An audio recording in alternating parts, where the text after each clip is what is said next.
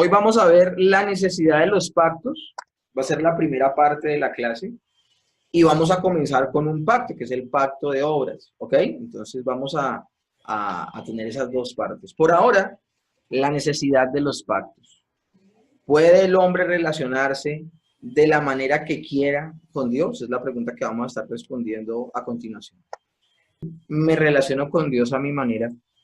Es una declaración que no está bien en ninguna de sus instancias, porque quien determina la forma en cómo se relaciona Dios con el hombre o el hombre con Dios, no es el hombre.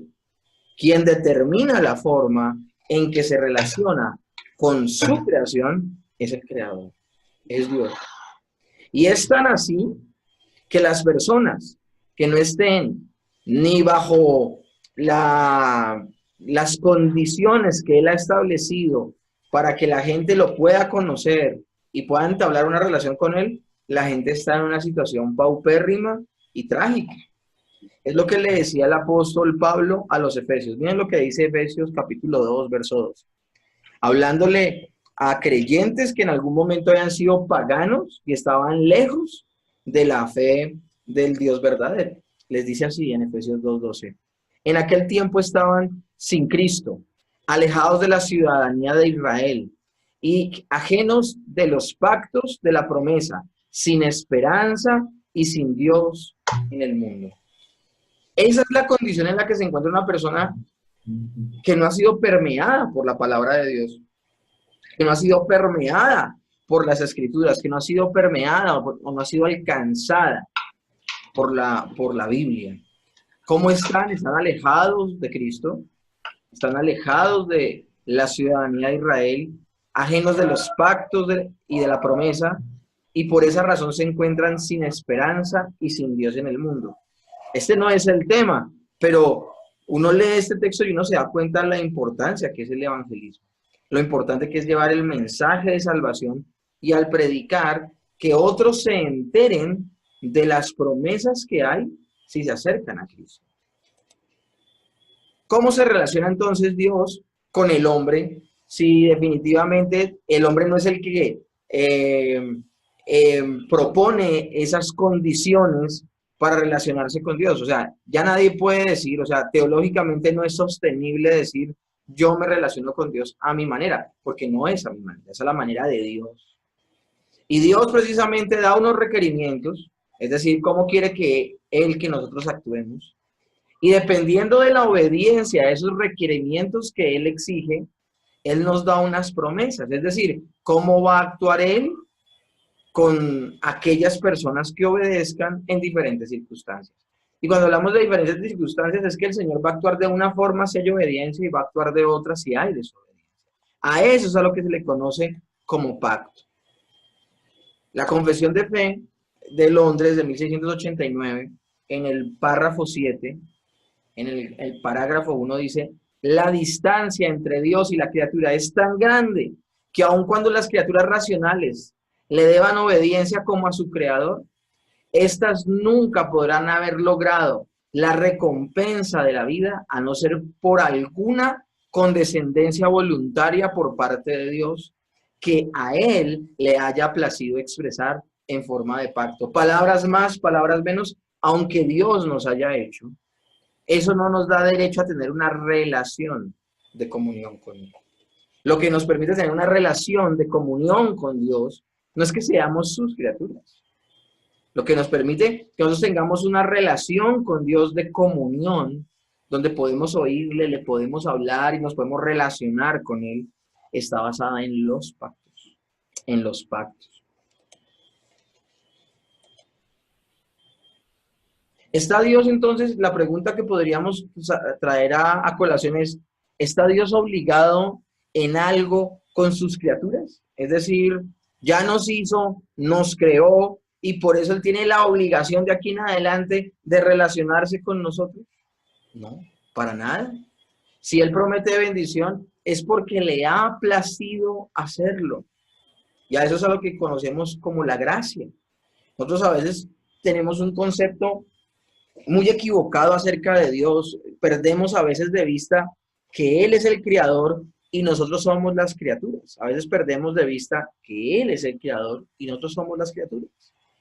Y debemos comprender que con los únicos seres que Él se relaciona y la manera en que se relaciona a ese nivel de intimidad, de comunión, de fraternidad, de amistad, donde Él dice, yo soy de ustedes y ustedes son míos. De esa manera en que se relaciona el Señor, solo se relaciona con los seres humanos. Y es por medio de Cristo. Pero no, obviamente acá me estoy adelantando a toda la historia y toda la teología pactual. Pero es bueno ver como al horizonte, ver hacia adelante y entender que somos unos privilegiados de tener ese tipo de relación con Dios. Relación que no tiene la creación con el resto de la creación con Dios, los árboles, las montañas, los animales.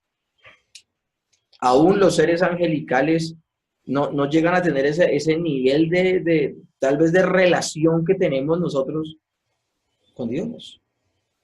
Y por esa razón, si el Señor promete darnos bendición, si a Él le place ser bueno con nosotros, todo eso es un acto de gracia. Él no nos debe nada a nosotros, no nos debe nada a nosotros. Recuerden que el Creador trasciende a su creación.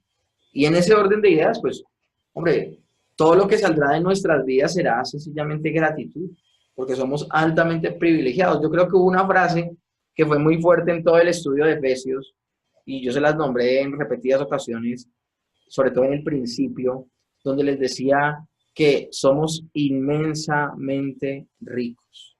Eso somos, inmensamente ricos. ¿Y por qué? ¿Porque no lo hemos ganado? No, por su gracia. Porque Él un día determinó hacer un pacto con nosotros. A menudo las personas, y aún los creyentes, suponen que antes de pecar a Adán, él tenía algún derecho ante Dios. Se cree que, y se los he nombrado en clases anteriores de teología pactual, se cree que sencillamente en esa época, antes de que Adán cayera, Adán se relacionaba con Dios de gratis y no había pactos ni nada, sino era una comunión directa y nada. Pues recuerden que, bueno, no les puedo pedir que recuerden porque todavía no lo hemos visto. De pronto recuerden lo que vieron en teología sistemática. Pero hoy día vamos a ver el pacto de obras y vamos a darnos cuenta en qué momento Dios lo estipula y nos vamos a dar cuenta que no es algo que produjo el pecado, sino que vino de antes, dejando patente en la historia bíblica, que siempre el hombre ha necesitado de que sea Dios el que determine las condiciones para que los seres morales se relacionen con él. Job 35:7 dice, si fueres justo, ¿qué le darás a él? ¿O qué recibirá de tu mano? Este es un texto donde Dios le está hablando a Job y le está diciendo, por más justo que tú fueras, tú no me puedes dar algo que yo no tenga. No puedo recibir algo de tu mano. Es decir, yo no te necesito. Pero independientemente de que no te necesito, me gusta tener comunión contigo. El pacto es la administración soberana de la misericordia de Dios. Ejemplo, si Adán hubiese obedecido, ciertamente Dios le hubiera dado una gran recompensa, pero no por reclamarla. La hubiera dado tan solo por su placer de conferir a la criatura regalos que nadie se puede ganar. En ese caso, la vida eterna.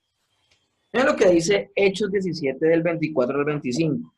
Esto se lo dice el apóstol Pablo a un auditorio que no conoce mucho acerca de las promesas precisamente de los hebreos. Y él dice, el Dios que hizo al mundo y todas las cosas que en él hay, siendo Señor del cielo y de la tierra, no habita en templos hechos por manos humanas, ni es honrado por manos de hombres, como si necesitase de algo, pues Él es quien da a todos vida y aliento y todas las cosas.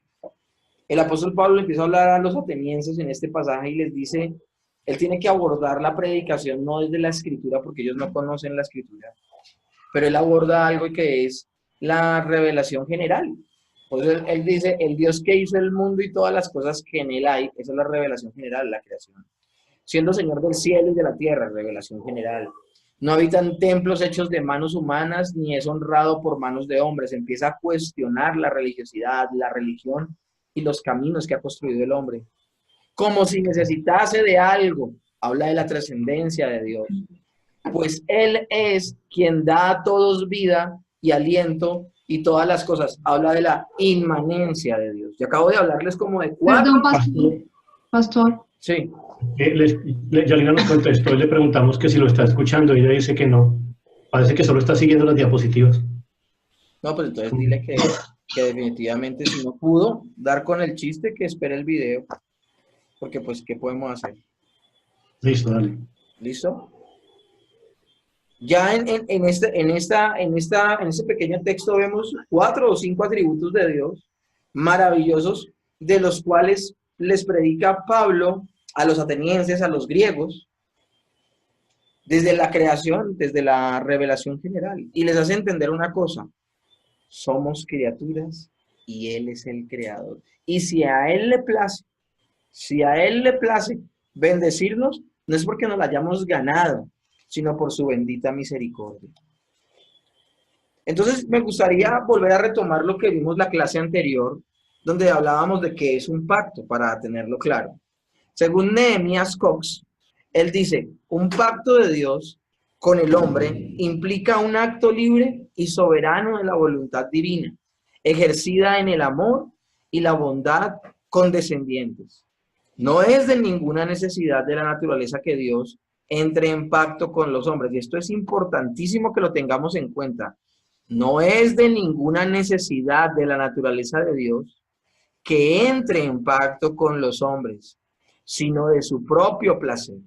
Nosotros vimos algo que se llamó en Doctrina de Dios, que lo mencionamos teológicamente como la voluntad necesaria y la voluntad libre de Dios. Y hablábamos de que la voluntad necesaria es que cuando Dios actúa de ciertas maneras, porque no puede negar su naturaleza. Esa es la voluntad necesaria de Dios. Él necesita manifestarse y actuar de la manera en que actúa porque esa es su naturaleza, entonces es su voluntad necesaria.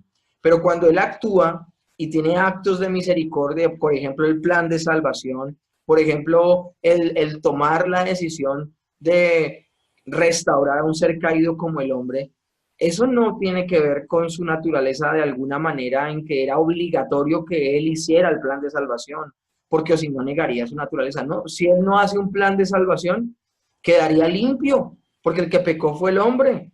Cuando los ángeles pecaron, Él no creó un plan de salvación para los ángeles. Esa es su voluntad libre. Y los pactos hacen parte de su voluntad libre. Por eso dice: no es de ninguna necesidad de la naturaleza que Dios entre en pacto con los hombres, sino de su propio placer, su voluntad libre. Tal privilegio y cercanía a Dios, como se da a través del pacto, no resulta de la relación que tiene Dios con sus criaturas, aunque rectas y en estado perfecto, porque acuérdense que acá estamos hablando de quién, de Adán cuando no había caído. A pesar de que él no había caído y no había pecado en él tampoco podía relacionarse con Dios de manera natural, porque hombre, estamos hablando de que es una criatura y Dios es el creador. Porque el Señor no le debe al hombre el bien prometido en ningún pacto que haya hecho previamente con él. Dios no es deudor de nadie. Dios no le debe a nadie nada. Es que me porté bien y es que hice esto y todas las bendiciones de Dios son producto de su gracia y de su misericordia. Ese derecho le es dado gratuitamente por la promesa del pacto. Ahora nosotros vamos a entender eso viendo los primeros pactos. La única manera de poderlo comprender. Miren lo que dice Lucas del 7 al 10. ¿Quién de vosotros teniendo un siervo que ara o apacienta? Y este es un pasaje que nos demuestra, ustedes dirán ya, con este principio de clase ya estoy más desinflado, porque de acá hemos dicho, todo es ganancia, o sea, mi relación con Dios, mejor dicho, es de pura gracia. Pues sí. Y hay veces que hay gente que le molesta ese discurso. Hay gente que le molesta ese discurso porque como que uno termina siendo como un lacayo, como un siervo. No, miren, no, quitémosle el cómo. Somos siervos de Dios. Lo somos. Y estoy siendo muy diplomático, porque la palabra verdadera es esclavos de Él. O somos esclavos del pecado, o somos esclavos de Cristo. Pero de algo tendremos que ser esclavos. Eso es ser criatura. Nosotros fuimos creados para depender de Dios. Lo que ha querido hacer el hombre siempre, desde que probó ese fruto maldito y pecó, es que ha querido vivir fuera de su liga, ha querido vivir fuera de los estándares establecidos para él. Y el hombre ha querido vivir de manera independiente de Dios, pero eso es imposible. ¿Cuál ha sido el resultado de que la gente quiera vivir de manera independiente de Dios? Los suicidios, la desesperación, la locura mental. Ustedes leen las maldiciones de Deuteronomio 28 y se te pone la piel de gallina. Se te pone la piel de gallina de escuchar lo que sucede con las personas que se alejan de Dios. Ojalá ustedes lo puedan leer. Como 20 versículos de solo bendiciones. Y luego habla como de 60 versículos de solo maldiciones. Y las maldiciones son una locura, son una cosa terrible. Y es lo que está sucediendo. Las personas que se alejan de Dios, que se empeñan en creer que pueden vivir independientemente de Dios. Cuando el Señor dijo, apartados de mí, nada podéis hacer. Entonces, ¿cómo nos relacionamos con Él? A través de pactos. Lucas 17, del 7 al 10, es un pasaje que nos deja muy claro nuestra posición delante de Dios y lo que es la gracia y la misericordia, luego de habernos aterrizado en nuestra realidad al leer este pasaje. Porque este pasaje no habla de gracia y misericordia, habla más bien de nuestra relación sin tapujos con Dios, de cuando Él es el creador y yo la criatura. Lucas 17, del 7 al 10 dice, ¿quién de vosotros, teniendo un siervo que ara o apacienta ganado, al volver del camino, luego le dice, pasa, siéntate a la mesa? ¿No le dices más bien, prepárame la cena? Llega bien cansado el siervo de trabajar del campo. Y cuando llega bien cansado de trabajar, el amo de ese siervo no le dice, venga, pagar, usted está como cansadito, venga, le masajee los pies. No. Llega cansado y no es asunto de él. Él le dice, pasa, siéntate a la mesa. No. Le dice más bien, prepárame la cena, cíñete y sírveme hasta que yo haya comido y bebido. Y después de esto, come y bebe tú. ¿Acaso da gracias al siervo porque hizo lo que se le había mandado? Pienso que no. Así también vosotros, cuando hayáis hecho todo lo que os ha sido ordenado, decid, siervos inútiles somos, pues lo que debíamos hacer, eso hicimos. La mayoría, hay un grupo muy grande de personas que hacen mucho énfasis en la obediencia, no por el deseo mismo de obedecer y agradar a Dios, sino ¿por qué? Por la recompensa. Pero el portarnos bien delante de Dios, el guardar su ley, el guardar sus mandamientos, nuestra motivación no debe ser el galardón. Nuestra motivación debe ser que estamos viviendo para lo que fuimos diseñados. Y nosotros fuimos diseñados, eso se lo decía anoche a los del seminario. ¿Cuál es el propósito del hombre? El propósito del hombre es ser la imagen de Dios. ¿Y cómo podemos ser la imagen de Dios si vivimos una vida de pecado? No lo podemos ser. Entonces, la obediencia a la palabra de Dios, más allá de que merezca una recompensa, estamos actuando de la manera en que fuimos diseñados. Fuimos diseñados para que la gente, al vernos, viera algo de Dios, algo y se maravillara y glorificara. Entonces, por esa razón, este pasaje me encanta. Siervos inútiles somos. Cuando nos hallemos en una obediencia donde pasamos la semana y obedecimos a Dios, nadie tiene una obediencia perfecta, pero cuando nos veamos creciendo en esa obediencia con Dios, hombre, antes de que jactarnos o compararnos con los demás, a veces somos muy dados a eso, a compararnos con los demás, es que yo sí hago y él no. Antes de hacer todo eso y antes de jactarnos, de enorgullecernos, pensemos que no estamos haciendo nada extraordinario, sino que lo que teníamos que hacer, eso hicimos. Tal cosa como un derecho propio ante Dios no existe. Nadie delante de Dios tiene el derecho a ser bendecido. Hay un abismo inconmensurable que distingue a la criatura del Creador, y yo se lo he dicho hasta la saciedad a todos ustedes. El Salmo 113, del 5 al 6 dice, ¿quién como Jehová nuestro Dios, que se sienta en las alturas, que se humilla a mirar en el cielo y en la tierra? Todas las obras de Dios en su pacto son impuestas por la voluntad de Dios y no por la voluntad del hombre. Solo son de beneficio a la criatura y no al Creador. Miren, Dios no saca ningún beneficio al hacer pacto con los hombres. No saca ningún beneficio, porque Él ya es pleno en sí mismo. El pacto busca beneficiar a la criatura, no al creador. El creador no deja de ser creador si no crea un pacto y si no se relaciona con los seres humanos. Él es pleno en sí mismo, él no necesita de su creación para ser pleno. Las únicas condiciones u obligaciones son impuestas por sus propias promesas hechas por su gracia. Ahora, cuando Dios promete algo, ahí sí, cuando Él promete, Él queda enganchado, y si algo toma con seriedad el Señor, son precisamente los pactos.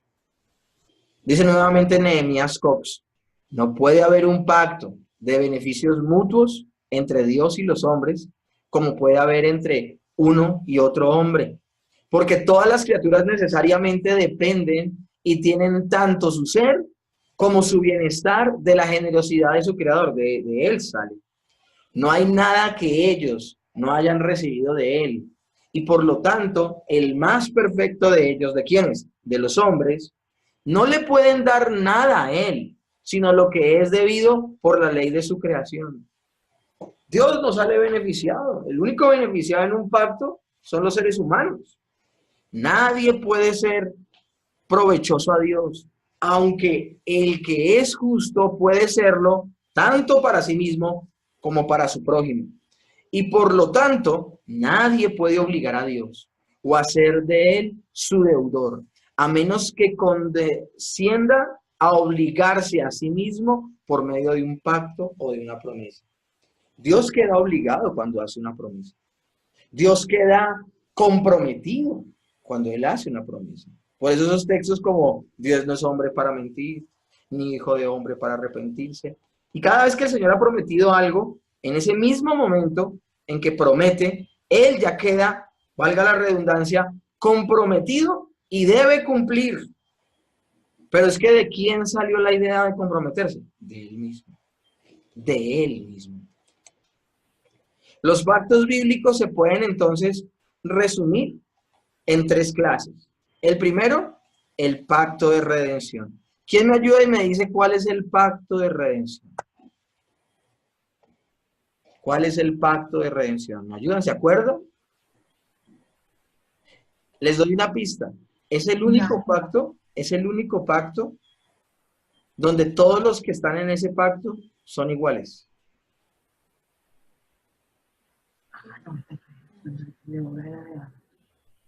¿Cuál fue ese pacto de redención?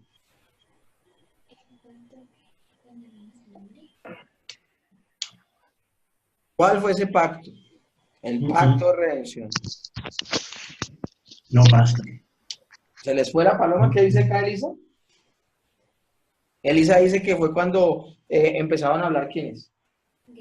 Dios. ¿Quién hablaba? Con Jesús. ¿Con quién más? O sea, hablaba la Trinidad. ¿Y qué hacían? Que dice que cuando hablaron para crear al hombre. Bueno, pues más allá de eso, es cuando el mismo Dios se pone de acuerdo con sí mismo, o sea, el Padre, el Hijo y el Espíritu Santo, para crear un plan de redención. Ese es el pacto de redención. Y por eso es tan interesante que podemos hablar de que son seres iguales. ¿Listo? Porque es el Padre, el Hijo y el Espíritu Santo poniéndose de acuerdo que van a salvar al hombre. Ese es el pacto de redención. Ahora, el pacto de obras, que va a ser el pacto que vamos a ver hoy. El pacto de obras es cuando el Señor le dice a los seres humanos, van a tener vida eterna si obedecen perfectamente. Como no se pudo, como no pudieron obedecer perfectamente, entonces se da lugar al pacto de gracia. Y el pacto de gracia, sencillamente Dios hace todo lo que debe hacer y el hombre no hace nada. Ahora, ese pacto de gracia también tiene unas condiciones que las vamos a ver ya de inmediato. Creo que Lina ya finalmente está escuchando. Parece que sí, pastor, pero entonces el pacto de redención y el pacto de gracias van de la mano. Pero necesito que tengamos en cuenta que el pacto de gracia es el pacto que Dios hace con el hombre, mientras que el pacto de redención es un pacto que hace con él mismo, de que va a redimir a los seres humanos. Entonces, en ese orden de ideas es muy diferente. Aquí lo que estoy es categorizando. Obviamente todos apuntan a lo mismo, apuntan a la redención de los seres humanos, ¿correcto? Es la revelación progresiva del Señor para darla a luz en la persona de Cristo. Pero es muy diferente el pacto de redención al pacto de gracia. El pacto de redención es un pacto que hace el Padre, el Hijo y el Espíritu Santo entre ellos, un pacto entre iguales donde dicen, vamos a salvar al hombre. Mientras que el pacto de gracia es un pacto que hace Dios con el hombre, donde establece unas condiciones para salvarlo, no por obras, sino por gracia. ¿Ok? Que quede eso muy claro. Entonces vamos a iniciar. ¿Sí te quedó claro, Henrito? Sí, señor, ya. Ok. Aunque apuntan a lo mismo, son momentos distintos. ¿En qué momento, en qué época se gesta el pacto de redención? Si te quedó claro, ¿en qué momento se gesta ese pacto de redención? En el inicio de los tiempos, Un poquito más atrás, ¿cuándo? la creación. No, más atrás. Y cuando tú hablas de... La eternidad primera, ¿cómo es la eternidad pasada? Eso, muy bien, muy bien. Es que cuando tú dices en el inicio de los tiempos, estás hablando de la creación. Cuando hablas del inicio, tenemos que ser un poco más acertados teológicamente. Cuando tú dices en el inicio de los tiempos, estás hablando de cuando había tiempo. Y el Señor crea el tiempo, el espacio y la materia por su creación. Y el pacto de redención no se hizo en el momento en que se creó el tiempo, el espacio y la materia. El pacto de redención se hizo, ahora sí lo puedes decir tú, en la eternidad pasada, antes de la fundación del mundo, ¿ok? Donde solo existía el Padre, el Hijo y el Espíritu Santo, donde no había nada más. Allí ellos hicieron un pacto de que iban a redimir a ese hombre que el Señor iba a hacer en el día 6. ¿Ok? Ok, Pastor Lina dice que ya está escuchando. Perfecto, muy bien, muy bien. Gloria a Dios, después de un buen tiempito. Ve el inicio, entonces. El pacto de obras, comenzamos el día de hoy con este tema, entonces. Definición. Ayúdame a leerlo, Estelita. El pacto de obras es el pacto hecho soberanamente por Dios con Adán, en el cual él probaría su obediencia, no solo a la ley que escribió en su corazón, sino a un mandamiento positivo por el cual le ordenó no comer del fruto del árbol de la ciencia del bien y del mal. Ok.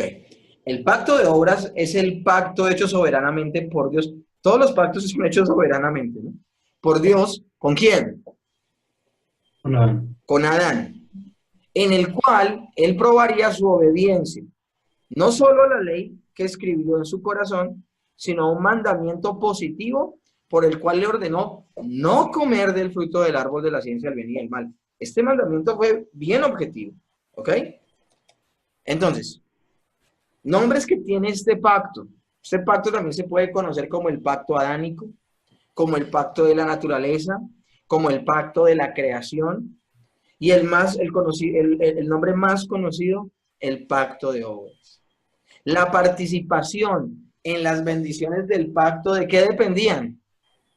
¿De qué dependían, mis hermanos? La obediencia a las obras. Correcto, dependía de que ellos actuaran como bien, de que actuaran correctamente, de que actuaran en dirección a lo que el Señor les estaba demandando. Ahora, hay gente que no toma, o sea, hay gente que ignora por completo el pacto de obras. Porque como no aparece en la Biblia, ellos dicen, en la Biblia no aparece la palabra pacto cuando el Señor le dice, no comas del fruto del bien y del mal. Quiero volverme aquí un momentico a la diapositiva. Si ustedes ven acá en la definición, vamos a ver que están todas las partes de un pacto. Habla que debe haber partes como son Dios y el hombre. Se habla de una demanda específica y la demanda específica nos vamos a dar cuenta más adelante que es obedezcan. Y también se habla de una promesa específica que era vivirán, o también si desobedecían, ¿cuál era la promesa? Morirán. Y también habíamos hablado que algo que tienen los pactos que tienen una figura, una imagen, una señal visible, y son los árboles, tanto de la vida como el de la ciencia del bien y del mal. Eso lo vamos a ver ahorita, paso a paso, todo lo que les estoy nombrando. A lo que me refiero es que nosotros tomamos esta historia como el pacto de obras, porque están todas las partes de un pacto. Bíblicamente tenemos las evidencias para llamarlo pacto. Hay gente que no lo acepta como pacto. ¿Por qué? Porque no dice, y Dios hizo pacto con Adán. Por eso la gente a veces ve con escepticismo y dice, no, es que ahí no hay un pacto, pero es una ignorancia completa. Uno, porque todo lo que constituye un pacto está en lo que dijo el Señor, a pesar de que no dijo, hago pacto con Adán. Y segundo, un punto bien interesante. Miremos el entendimiento histórico de ese pasaje y cómo lo ha visto la iglesia durante todas las épocas. Miren lo que decía Ireneo, por allá en el 125 al 200, que fue el donde él vivió. Estamos hablando del primer siglo, del segundo siglo. Por esta razón, 4 pactos fueron dados a la raza humana. Uno previo al diluvio, bajo Adán. El segundo, posterior al diluvio, bajo Noé. El tercero, dado en la ley, bajo Moisés. Y el cuarto, aquel que renueva al hombre y reúne todas las cosas en él mismo por medio del evangelio, levantando y cargando hombres sobre sus alas hacia el reino celestial. ¿De quién está hablando? De Cristo. ¿Esto cuándo lo dijo Ireneo? Lo dijo en el siglo I, casi siglo II, donde él habla de que se ven 4 pactos visibles en el antiguo, en las escrituras. Y lo que me llama la atención es que uno de ellos, el primero que nombra él, y estamos hablando aquí de pactos de Dios con el hombre, entonces podemos hablar de que el primero es el pacto de obra. Ustedes dirán, y el de redención, acuérdense que el de redención no se hace entre Dios y el hombre, se hace en Dios. Podemos hablar que el primer pacto entonces que hace Dios con el hombre es el pacto bajo Adán, el pacto de obras. Entonces ya hay un reconocimiento histórico de esta posición, aunque muchos la quieran ignorar.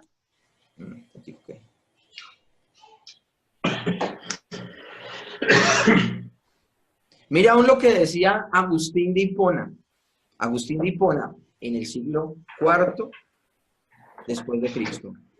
Aún todos los infantes, no personalmente en su propia vida, sino de acuerdo al común origen de la raza humana, han quebrantado el pacto de Dios en aquel en quien pecaron.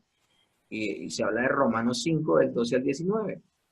Y él nombra de esta manera, pues el primer pacto que fue hecho con el primer hombre es justamente este: en el día que de él comieres, ciertamente morirás. Estas son las declaraciones de Agustín de Hipona, y habla también de un pacto reconocido, como es el pacto de obras, y se habla de que el hombre con su desobediencia lo rompió. Entonces, si ustedes se encuentran con alguna persona que dice, no, pero es que en ninguna parte de la Biblia habla de que es un pacto y no podemos tomar lo que el Señor le demandó a Adán como un pacto de obras, no, eso no tiene nada que ver, pues se están equivocando, y se están equivocando gravemente, porque no solamente hay gran evidencia en las Escrituras de que es así, sino que también la historia misma de la iglesia deja ver que fue un punto que se enseñó de manera prominente por la patrística. La patrística son los padres de la iglesia. Amén. Ahora vamos a abordar las partes esenciales de un pacto que se la estaba nombrando muy informalmente antes, pero ahora sí se las voy a entrar a explicar puntualmente. Las partes esenciales de un pacto están presentes en el pacto de obras. Una definición clara de las partes involucradas, una serie de disposiciones legalmente vinculantes que estipulan las condiciones de la relación de Dios y el hombre, la promesa de bendición por la obediencia o la condición para obtener esas bendiciones. Pero me llama la atención que todo esto que se habla del pacto de obras, que se habla de que hay un primer pacto de Dios con el hombre, sí tiene evidencia bíblica puntual y textual en las Escrituras. Alguien podría decir, bueno, sí, tiene las partes del pacto, las que acabas de nombrar, las vamos a ver más adelante de manera específica, pero a mí sí me gustaría que la Biblia me dijera puntualmente que lo que Dios hizo con Adán fue un pacto. Pues mis hermanos, se lo tengo. Miren lo que dice Oseas 6:7. Mas ellos, cual Adán, traspasaron el pacto. Estaba hablando Oseas del pueblo de Dios. Y en Oseas capítulo 6 le estaba hablando de la condición de pecado en la que se encuentra el pueblo. Y la única manera que él encuentra, inspirado por el Espíritu Santo, de poner un ejemplo de eso tan catastrófico que está pasando, es usar cuando cae Adán. Pero no habla de la caída de Adán, sino que la habla en estos términos. Dice, mas ellos, hablando del pueblo de Dios, mas ellos, cual Adán, traspasaron el pacto. Él está diciendo, el pueblo de Dios ha roto la ley de Dios. Y la ha roto como también la rompió el mismo Adán. Pero la palabra que usa es pacto. Entonces tenemos evidencia de que de lo que estamos hablando aquí es un pacto de obras. La escritura lo señala en Oseas 6:7, pero también lo señala en Romanos 15, del 12 al 21. Miren lo que dice Romanos 5:2. Por tanto, como el pecado entró en el mundo por un hombre, y por el pecado la muerte, así la muerte pasó a todos los hombres, por cuanto todos pecaron. Habla de una cabeza federal. Y no se puede hablar de una cabeza federal, una cabeza que representa a toda la humanidad, de no haber un pacto. Entonces vamos a ver las partes que hay presentes en el pacto que hace Dios con Adán y nos vamos a dar cuenta que tiene todas las características para hacer un pacto. Las partes involucradas, Dios y Adán. Adán se convierte en la cabeza federal, el representante de toda la descendencia humana. A algunos no les suena mucho la idea de eso de cabeza federal. Hay gente a la que no le suena en absoluto que Adán los haya representado. Hay gente que dice, no, pero es que a mí no, yo no estuve allí, o sea, ¿cómo me pueden juzgar a mí por los pecados de otro? O sea, no. Y cuando una persona dice eso, tiene un alto nivel de ignorancia. ¿Por qué razón? Porque si había alguien que fuera el mejor representante que podíamos tener nosotros, para que pusiera el pecho por nosotros, allá era Adán. Porque Adán en el momento de ser tentado, 1, no había pecado en su vida. 2, tenía una perfecta relación con Dios. Y 3, estaba en un lugar de perfección. O sea, él tenía todas las condiciones para poder haber obedecido y sencillamente no quiso. Hay gente que dice, no, si yo hubiese estado allí, yo no hubiese pecado. Bueno, es tan bueno hablar de cosas cuando uno no ha estado allí, ¿no? Hay gente que dice, si yo me ganara el baloto, doy la mitad para beneficencia, porque uno hace maravillas con lo que uno tiene. Entonces hay muchas personas que dicen, no, si yo hubiese sido Adán, no hubiese actuado de esa manera. Bueno, difícilmente. Ahora, la gente habla ignorando su propia condición. Porque ahorita nosotros estamos en una condición muy diferente a la de Adán. Nuestra condición es una condición caída. Estamos muertos espiritualmente, esclavos del pecado, ciegos a la verdad. Entonces, ahora sí que ni modos podemos. Adán era el mejor representante que tenía la humanidad y el mejor representante cayó. Miren lo que dice la Confesión de Fe de Londres de 1689, en el párrafo 4, dice, después que Dios hubo creado todas las demás criaturas, creó al hombre, varón y hembra, con almas racionales e inmortales, haciéndoles aptos para la vida con Dios, para la cual fueron creados, siendo hechos a imagen de Dios, en conocimiento, justicia y santidad de la verdad, teniendo la ley de Dios escrita en sus corazones y el poder para cumplirla. Y sin embargo, con la posibilidad de transgredirla por haber sido dejados a la libertad de su propia voluntad, que era mutable, o sea que podía cambiar. Pero miren cómo acá, en la Confesión de Fe nos deja ver el nivel de representante que teníamos. Fue hecho a imagen de Dios. Tenía conocimiento de su justicia y su santidad, teniendo la ley de Dios escrita en su corazón, y tenía también el poder de cumplir esa ley, que es la diferencia de todas las personas que nacen de manera natural después de Adán. Nadie tiene la capacidad de poder cumplir la ley de Dios porque nacen esclavos. Esos que dicen, yo no hubiese caído como cayó Adán, esa gente ignora su propia condición natural, de que han nacido muertos espiritualmente.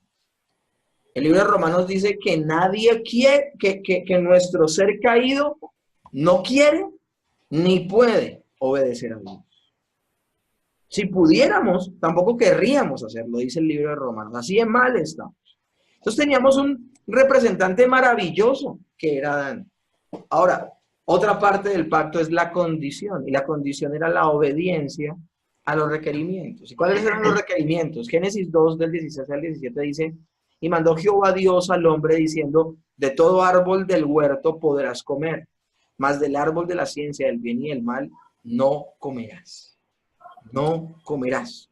Ahora, ¿cuál es la promesa? Hay una promesa explícita y la promesa es, si hay desobediencia, de cierto que morirás. Esa es la promesa explícita en Génesis 2:17. Ahora, también hay una promesa implícita y es, si usted desobedece y muere, si obedece, pues no muere y vive para siempre. Y aquí es donde nosotros debemos evaluar esto. Edén no era la meta para el hombre. A veces nosotros hemos idealizado tanto el jardín del Edén que pensábamos que ya ese era el cielo. No, Adán estaba bajo prueba. Edén era el lugar donde sería aprobado el hombre. La meta real de Adán era la vida eterna, gozándose en Dios, no en un lugar, sino en Dios. Pero esto dependía de su obediencia al mandamiento de su Creador, cosa que lastimosamente no sucedió. También otra parte del pacto son las señales o sacramentos del pacto de obras. Le plació al todopoderoso y bendito Dios en cada dispensación de sus pactos confirmar a través de ciertos símbolos sagrados la seguridad de sus promesas y recordarlas al hombre de parte del pacto sus obligaciones. Esto lo dijo H. Whitfield. Me llama la atención que usemos la palabra sacramento. Sacramento. Pues la palabra sacramento u ordenanza que ahora usamos, porque pues esa palabra sacramento quedó estigmatizada por la Iglesia de Roma. Hace 3 semanas cuando llegaron unas personas nuevas a la iglesia, yo usé esa palabra, sacramento, cuando estaba administrando la cena del Señor. Y a esa gente les molestó profundamente el término sacramento, como tal vez me habría molestado a mí cuando lo escuché por primera vez en una iglesia reformada. Pero el término sacramento es un término bíblico, que usamos ahora ordenanza, ¿por qué? Porque fue un término que nos robó la Iglesia de Roma. Entonces tienen muchos sacramentos que no están estipulados en la Escritura.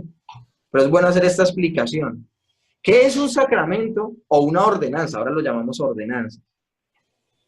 Es una palabra visible. Pues un sacramento o una ordenanza es un signo sagrado o un símbolo externo que exhibe algo a los sentimientos y otra cosa a la mente. Eso es lo que dice Francis Turrenti y lo dijo por allá en el siglo XIV. Génesis 9:12, por ejemplo, dice, estará el arco en las nubes y lo veré y me acordaré del pacto perpetuo entre Dios y todo ser viviente de toda carne que hay sobre la tierra. El hecho de nosotros ver el arco iris va a crear un sentimiento en nuestro corazón que nos demuestra una realidad. Una realidad fue que Dios tuvo misericordia del ser humano, no lo destruyó y desde allí Él promete que no va a volver a destruir a la raza humana de la manera tan masiva como lo hizo en el diluvio, porque de la raza humana va a venir el Mesías. Entonces debe haber cierta estabilidad en que la gente nazca y muera para que cuando vengan los tiempos postreros puedan nacer de una mujer el Mesías. ¿Cuáles eran entonces las señales o sacramentos del pacto de obras? 2 eran las señales. 1, el árbol de vida. Este árbol servía como la palabra visible de la promesa de la vida eterna para Adán si obedecía al mandamiento de Dios. Es decir, Adán veía el árbol de la vida como su meta. Era su meta. Y no era la meta comer del fruto, no. Su meta era la vida eterna. Pero también había otro árbol, y era el árbol de la ciencia del bien y del mal. Este árbol servía como la palabra visible de la maldición por la desobediencia al mandato de Dios. En Deuteronomio me llama la atención cuando el Señor le dice a Moisés que le expresa al pueblo, miren, tomen ya una decisión.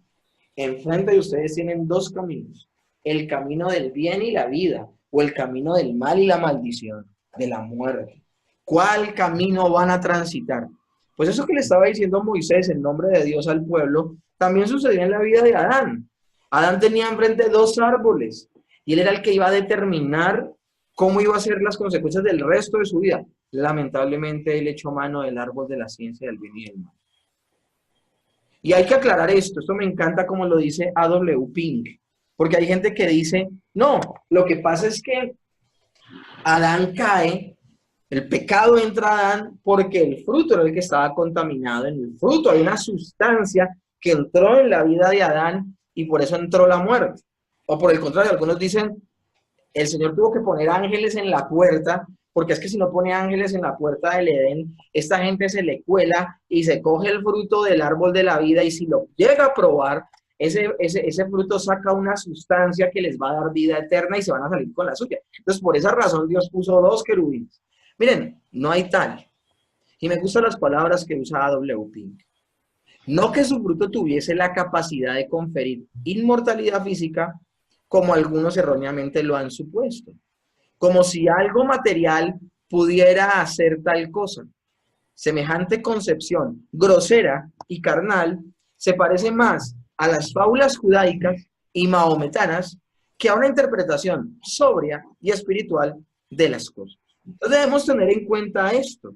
Eran sencillamente símbolos que hablaban de la vida eterna o de la muerte espiritual.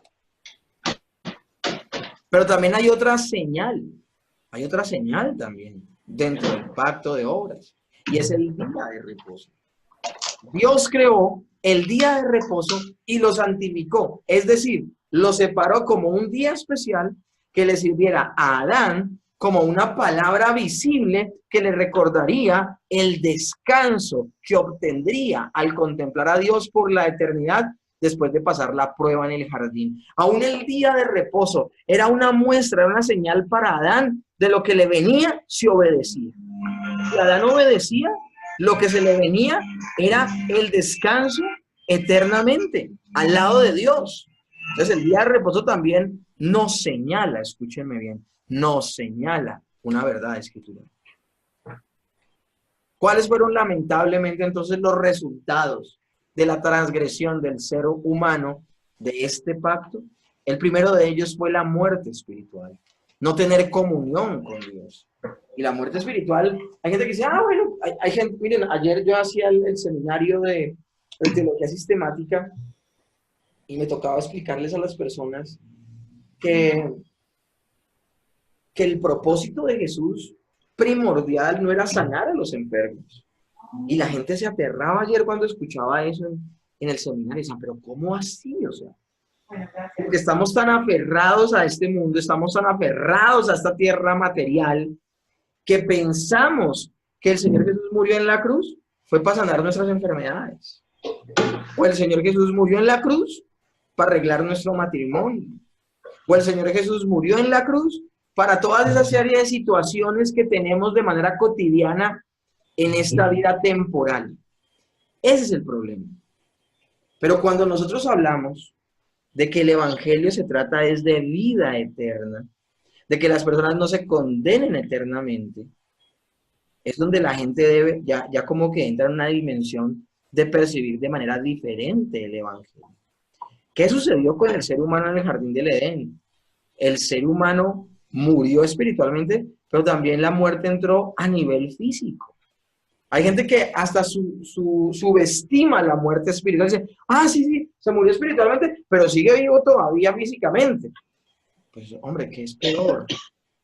¿Qué es peor? Estamos no sé si ustedes me están comprendiendo dónde quiero ir. Estamos tan amarrados a esta vida física que nos parece lo primordial esta vida física. Ahora, si se trata de eso, si vamos a subestimar lo que sucedió, el resultado de la transgresión del pacto fue la muerte. Yo hablaba con la gente del funeral de mi abuelito y les decía en la capilla, ya cuando lo iban a meter a cremar, yo me lancé y les expliqué a ellos teológicamente qué era la muerte.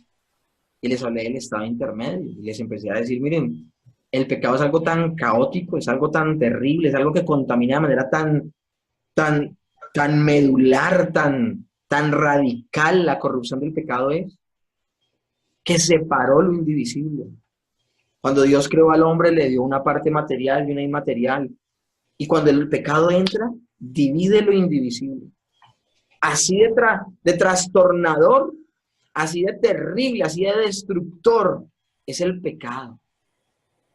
Y nosotros pensamos que lo que muere es el cuerpo y el alma permanece, pero hay una promesa donde el Señor dice que nos va a resucitar, ya sea a vida o a muerte, ya sea a salvación o a condenación. Y yo le decía a todos los que estaban en ese funeral, me veían así todos asombrados, yo les decía, un día el Señor va a transformar ese cuerpo que ahora estamos metiendo en ese horno crematorio, un día el Señor va a restaurar ese cuerpo.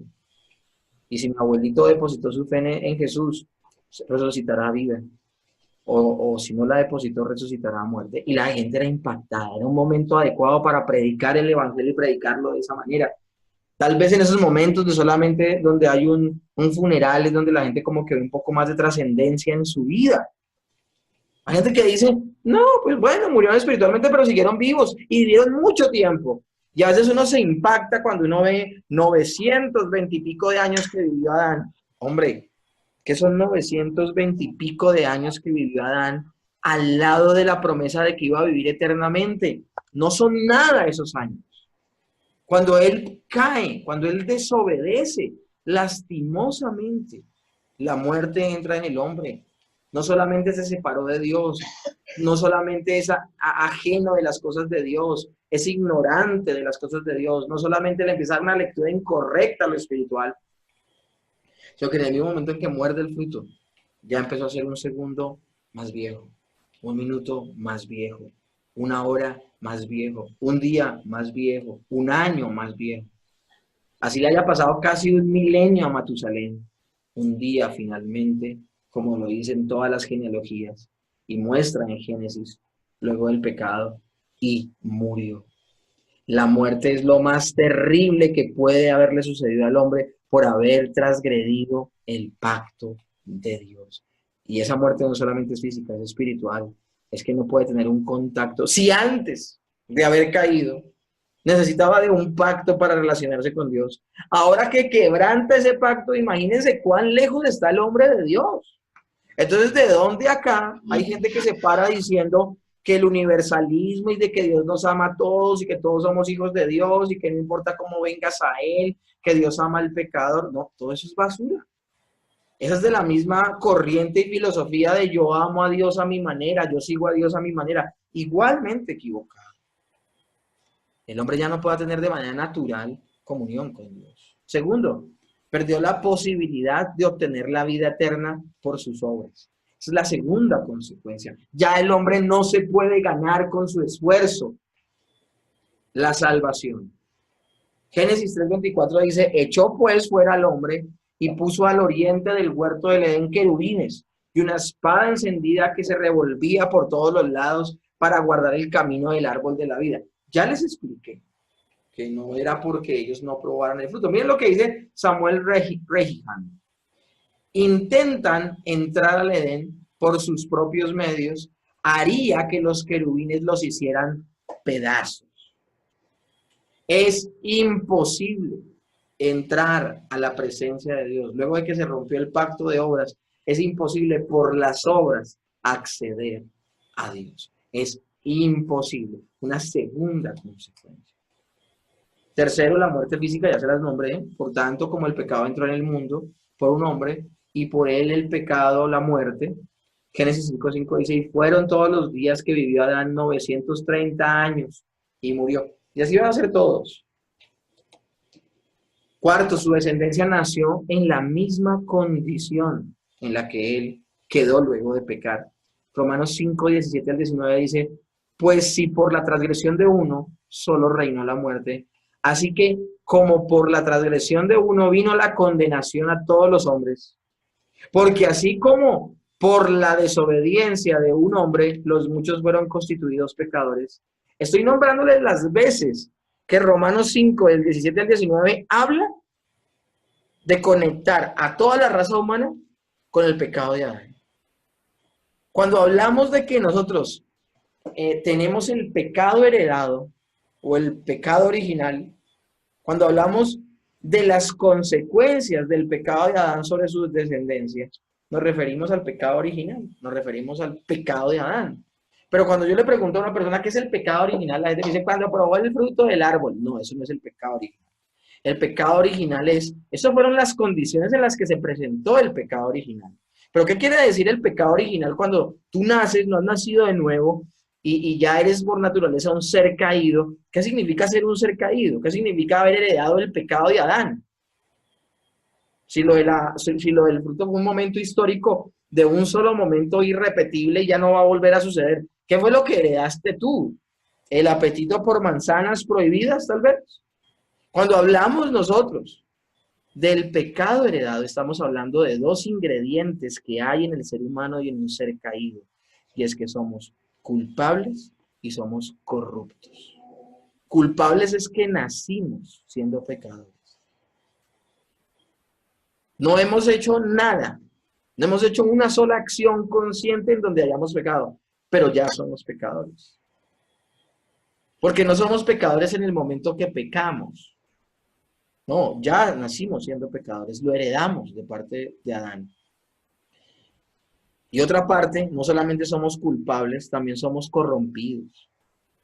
Y la corrupción habla de la tendencia que tiene el hombre a pecar. Todos los que sacan el pecho y dicen, si yo hubiese sido Adán, no hubiese pecado, no hubiese mordido el fruto, no hubiese desobedecido. A esas personas cuando me responden de esa manera, yo lo que hago es preguntarles, ¿alguna vez has mentido? Pues sí. ¿Alguna vez has visto con deseo a alguien del sexo opuesto? O bueno, en esta época del mismo sexo. Pues sí.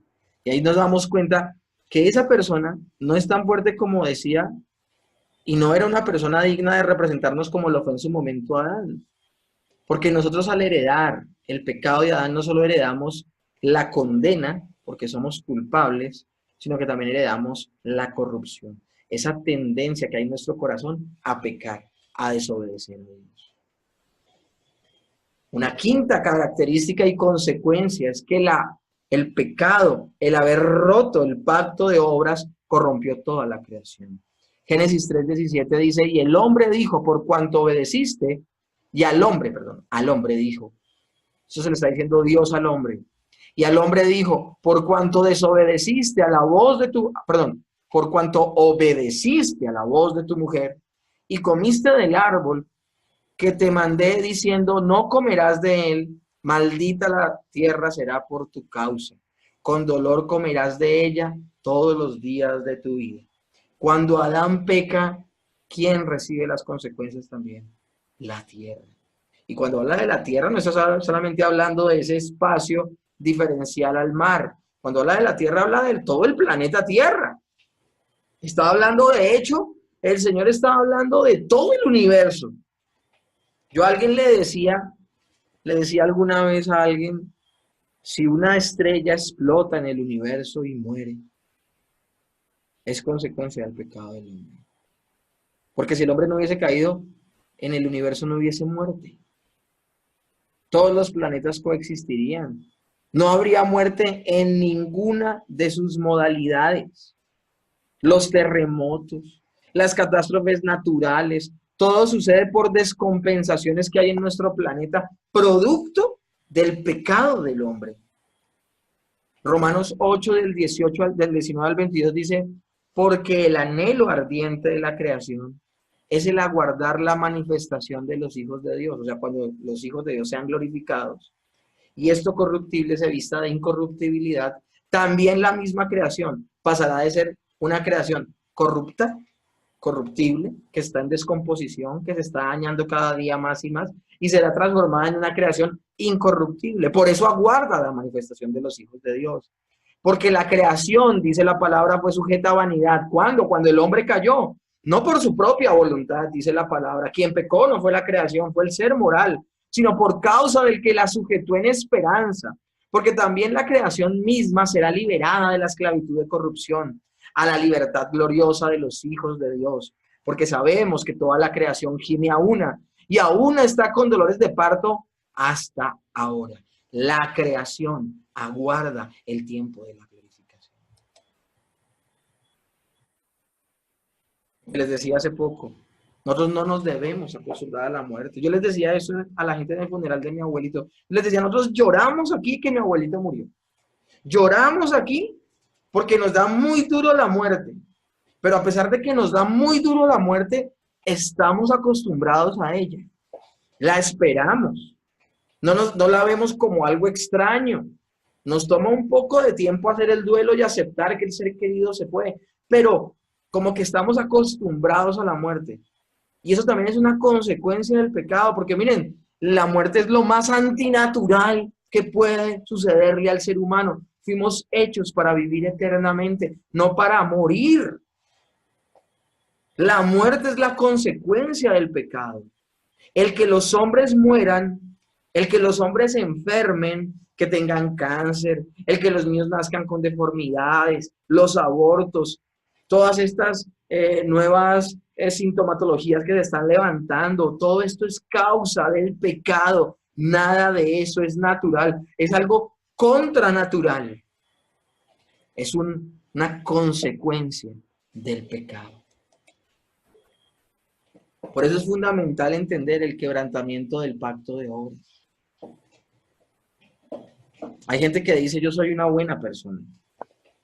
Hay gente que dice, soy esencialmente bueno. Lo que hago es solo cometer errores. Hay gente que le dice a otros, Dios le ama a usted así como es. Hay gente que dice y declara, usted puede hacer esto o aquello para acercarse a Dios. Yo amo a Dios, yo me relaciono con Dios a mi manera. Bueno, pues todas estas declaraciones son una ignorancia completa de lo que acabamos de hablar del pacto de obras. Es una completa ignorancia. ¿Por qué razón? Porque, primero que todo, no somos buenas personas. Yo soy y tú somos pecadores. Esencialmente no somos buenos y solo cometemos errores. No, yo estoy muerto en mis delitos y pecados. Bueno, es que Dios te ama a ti y me ama a mí como somos. No, usted y yo por naturaleza estamos bajo la ira de Dios, porque Dios es un Dios santo, santo, santo, que no tolera ninguna manifestación de pecado.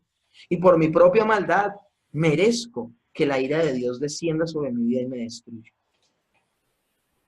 ¿Que usted y yo podemos hacer esto o aquello para acercarnos a Dios? No. Usted y yo, como Adán, no podemos hacer nada para acercarnos a Dios.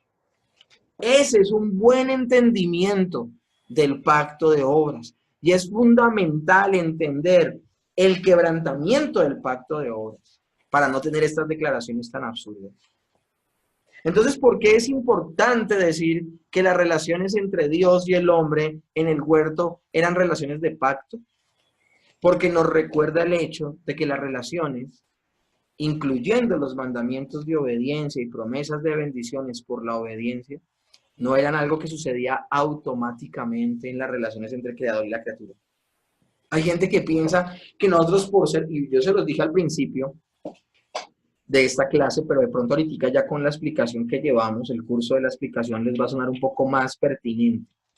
Hay gente que piensa que de manera natural tiene relación con Dios, tiene comunión con Dios. Hay gente que piensa que por ser creado por Dios ya es hijo de Dios. Pues les tengo noticias. No tenemos una comunión con Dios de manera automática. No es heredada, no es hereditaria, no.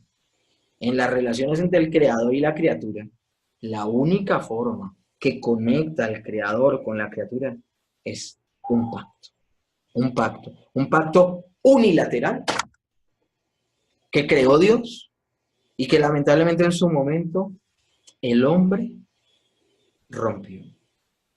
En esta clase quedamos en una situación patética, quedamos en la situación de que no podemos cumplir, no podemos obedecer y por esa razón estamos condenados. Y así nos vamos a quedar una semana hasta abordar el pacto de Noé. ¿Ok? Listo. ¿Hay preguntas? Yo tenía una pregunta hace rato ahí. Yo la anoté. Lo que decía era... Si quiere, Lina también puede activar el micrófono y si tiene preguntas. Viste lo del pecado, que genera una consecuencia o una causa de la muerte. Ah, sí, es que hay una lámina que decía que... La muerte es natural. La muerte no es natural. Es una consecuencia del pecado. Correcto. Pero la lámina creo que decía es causa del pecado. No, consecuencia. No, creo que decía causa. Entonces yo me confundí. De pronto te confundiste. Es que recuerden que la muerte es una consecuencia directa del pecado. La Pero muerte, creo la que la lámina muerte. dice que es una causa. No, dice consecuencia. La lámina dice es causa del pecado. Bueno, yo voy a revisarlo. Y si es así, tengo que cambiarla, pero no creo que diga causa. Pero vamos a ver, voy a revisarla, ¿ok? Pero recuerden que la muerte es una consecuencia directa del pecado. De hecho, lo mismo lo dice la Escritura. El día que de él comas, ciertamente morirás. Entonces es una consecuencia. ¿Alguna otra pregunta? Pastor, Linita, te escuchamos. Pastor, cuando usted explicaba lo de los ángeles en la entrada del Edén, ¿cierto que eso sería misericordia de Dios? Para que, o sea, para que Adán pues no regresara. ¿Eso es misericordia de Dios? Pues más allá de misericordia de Dios, yo creo que es una señal patente de lo separado que estaba el hombre de Dios. Dios ha depositado algo en el hombre que es un sentido de autoprotección. O sea, tú si ves a una persona, voy a ponerles acá un ejemplo, vamos para acá, Elisa. Si Elisa no sabe, no tiene ni idea lo que le voy a hacer. Acá, acércate, agáchate un poquito. Mira allá, a este lado. Si yo a Elisa le hago eso, miren que ella parpadea, porque el mismo ser humano está diseñado para autoprotegerse. Entonces, cuando algo que se llama el reflejo, cuando tú ves que te van a golpear algo, tú te proteges. Dios es algo natural que está en tu ser. El ser humano tiende a protegerse para no ser lastimado. Cuando el Señor pone a los ángeles, a los querubines en la puerta del Edén, sencillamente lo que le está diciendo, ustedes no pueden pasar por acá porque ya están muertos espiritualmente. No busquen que les aceleren la muerte física también bajándoles la cabeza, ni se acerquen por acá. Ellos ni siquiera se tomaron la molestia de acercarse por allí. O sea, Dios está hablando en serio. Ahora, Dios estaba enojadísimo. El hombre había pecado, su ira estaba desatada. Dime, ¿qué persona en sus 5 sentidos iba a acercar por allá? Nadie. Los querubines en principio muestran la incapacidad del ser humano de volver a entrar a la presencia de Dios. Más allá de la misericordia, lo que muestra es la incapacidad de entrar caminando con nuestros propios medios al jardín del Edén. No está cerrado eso. Olvídate, ya no es por ese lado. Por eso yo les digo que esta clase termina de una manera patética y de manera intencional que lo haga. Terminamos en un momento patético. Igual ya se acabó el tiempo, son faltan 5 minutos para las 9. Pero es mi intención dejarlo aquí. Miren que hasta aquí no puede quedar la revelación. Tiene que seguir el Señor haciendo algo. Ahora, gloria a Dios es que al Señor nada lo tomó por sorpresa. Él sabía lo que iba a suceder, Él lo decretó. Entonces, me llama poderosamente la atención.